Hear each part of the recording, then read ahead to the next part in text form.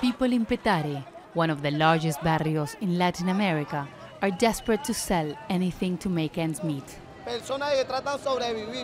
Those who are left here are the survivors because everybody's leaving. We're not. We're staying and trying to survive in any way we can. Street vendors say the government is trying to stop them from making a living. The government says the vendors charge too much and that it should be able to control their prices. This is difficult. The government wants to ruin us all. He wants to control the country and make it cheaper, and the police are taking everything away from us. And how do we eat? How do we live? How do we sustain our families?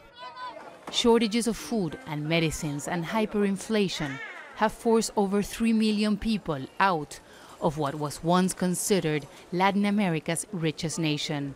Nicolas Maduro begins his second term in office with an ongoing economic crisis and mounting international pressure. His critics say that his rule is illegitimate because the elections last year were filled with irregularities and fraud. Human rights groups are also questioning the government's methods of clinging to power. Human Rights Watch released a report documented cases of at least 32 people with ties to the military who have been detained and tortured. Luz Helena Marulanda's brother is a surgeon who has been in prison for 7 months. He was in a relationship with a retired Navy captain and was accused of treason.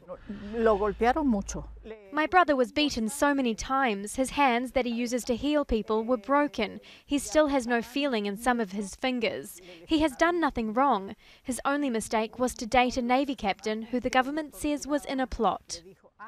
José Alberto Marulanda, Luz Helena says, was in a surgery in Colombia when the government said he was buying equipment for the opposition.